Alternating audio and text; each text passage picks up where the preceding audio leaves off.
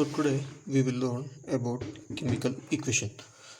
So before learning the chemical equation, we should know about how to write the chemical formulae, which you have studied in 9th standard. So we will recall about chemical formulae and how we can write chemical formulae. So today's topic is chemical formulae. Then what is a chemical formulae? So a chemical formulae is a symbolic representation of a compound. Chemical formula is a symbolic representation of a compound and its composition. Then why we need this chemical formula is whenever you are writing a chemical reaction, we know the chemical formula of any compound. So what are the conditions to write this chemical formula? So we will recall briefly about this topic. So the first condition is the valency or charges of ions must be balanced. So this is the first condition. Second condition is always we have to write the metal element on the first part of the chemical formula. So for example, calcium oxide. So here calcium is a metal, so we have written in the first part, and oxygen is the non-metal, so it is kept in the second part of the chemical formula. And the third condition is for polyatomic ions. So whenever we get the polyatomic ions, so these polyatomic ions should be encased in bracket. So already chemical formula, if we get polyatomic ions, all these polyatomic ions should be encased in bracket. So we'll see the example later. Now we'll move to the main topic, that is method of writing chemical formula. So how to write chemical formula. Now we'll learn this by taking example. So the first example we'll take as hydrogen chloride. ಇದನ್ನು ತಗೊಂಡ್ರೋಣ. ಏನು ಮಾಡಬೇಕಪ್ಪ ಅಂದರೆ step wise ಹೋಗೋಣ. Step 1 ಏನು ಮಾಡಬೇಕು? Step 1 ಅಂದರೆ write their symbol. ಈಗ hydrogen chloride ಎರಡಿದೆ. ಇಲ್ಲಿ ಹೈಡ್ರೋಜನ್ ಸಿಂಬಲ್ ಏನು? H, ಕ್ಲೋರಿನ್ ಸಿಂಬಲ್ಲು Cl ಬರ್ಕೊಂಡಿದ್ದಾಯಿತು. ಈಗ ಸ್ಟೆಪ್ 2ನಲ್ಲಿ ಮಾಡಬೇಕು ಅಂದರೆ we have to write their valency. So valency ಅಂದರೆ ಏನಪ್ಪ?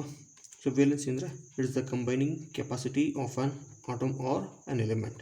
So have started this in 9th standard. So ಒಂದ್ಸರಿ ಬುಕ್ಸ್ನ ತೆಗೆದು ವೇಲೆನ್ಸಿ ಅಂದ್ರೇನು, ಹೇಗೆ ಫೈಂಡ್ ಮಾಡೋದು ಅಂತ ತಗೊಳ್ಳಿ. ಈಗ ಹೈಡ್ರೋಜನ್ ವೇಲೆನ್ಸಿ 1, ಕ್ಲೋರಿನ್ ವೇಲೆನ್ಸಿ 1.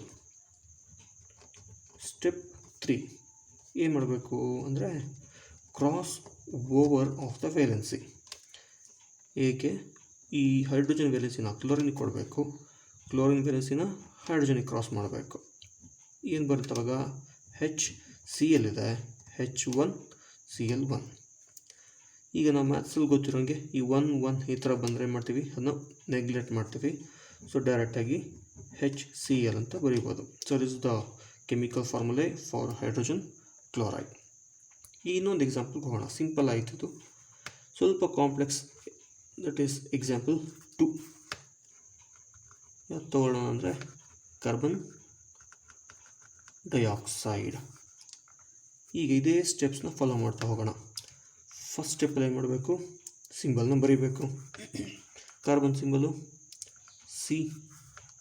ಇಲ್ಲಿ ಡೈನ ಬಿಟ್ಕೊಂಡ್ಬೇಡ. ಈಗ ಆಕ್ಸೈಡ್ ಮೇಲೆ ಕಾನ್ಸಂಟ್ರೇಟ್ ಮಾಡಿ. ಆಕ್ಸೈಡ್ ಯಾರಿಂದ ಆಗಿದೆ, ಆಕ್ಸಿಜನಿಂದ. ನೆಕ್ಸ್ಟು ಸ್ಟೆಪ್ಪಲ್ಲಿ ಏನಿದೆ, ವೇಲೆನ್ಸಿ. ಕಾರ್ಬನ್ ವೇಲೆನ್ಸಿ ಎಷ್ಟು, 4. ಆಕ್ಸಿಜನ್ ವೇಲೆನ್ಸಿ ಎಷ್ಟು, 2. ನೆಕ್ಸ್ಟ್ ಸ್ಟೆಪ್ ಏನು ಮಾಡಬೇಕು, ಕ್ರಾಸ್ ಮಾಡಬೇಕು. ಕಾರ್ಬನ್ ವೇಲೆನ್ಸಿನ ಆಕ್ಸಿಜನ್ಗೆ, ಆಕ್ಸಿಜನ್ ವೇಲೆನ್ಸಿನ ಕಾರ್ಬನ್ಗೆ. ಸೊ ಏನಾಗುತ್ತೆ ಅವಾಗ, CO ಕಾರ್ಬನ್ಗೆ 2, ಆಕ್ಸಿಜನ್ಗೆ 4. ಇಲ್ಲಿ ನಾವು ಕಾಮನ್ ತೊಗೋಬೋದು. ಏನು ಕಾಮನ್ ಆಗುತ್ತೆ, 2 ಮಲ್ಟಿಪಲ್ದಿದೆ. ಸೊ 2 ಕಾಮನ್ ತೆಗೆದ್ರೆ ಏನು ಬರುತ್ತೆ, 2 1s are 2, 2 2s are 4. So ನಮಗೆ ಸಿಕ್ಕಿದೀಗ C1O2. ಸೊ ಆಗಲೇ ಹೇಳ್ದಂಗೆ 1 ಬಂದಾಗ ಬಿಟ್ಟು ಅದನ್ನ CO2 ಅಂತ ಡೈರೆಕ್ಟಾಗಿ ಬರ್ಕೋತೀವಿ. So this the molecular formula to write carbon dioxide. ಈಗ ಇನ್ನೊಂದು ಎಕ್ಸಾಂಪಲ್ ತಗೊಳ್ಳೋಣ, ಸ್ವಲ್ಪ ಕಾಂಪ್ಲೆಕ್ಸ್ ಆಗಿ. ಯಾವುದಕ್ಕೆ ಅಂದರೆ ಪಾಲಿ ಅಟಾಮಿಕ್ ಅಯಾನ್. ಸೊ ಇದು ಕೂಡ ಗೊತ್ತಿರಬೇಕಲ್ಲ, ಅದಕ್ಕೆ. ಸೊ ಎಕ್ಸಾಂಪಲ್ 3 ಪಾಲಿ ಅಟಾಮಿಕ್ ಅಯಾನ್ಗೆ ಒಂದು ಎಕ್ಸಾಂಪಲು ಅಮೋನಿಯಂ ಸಲ್ಫೇಟ್ ತಗೊಳ್ಳೋಣ.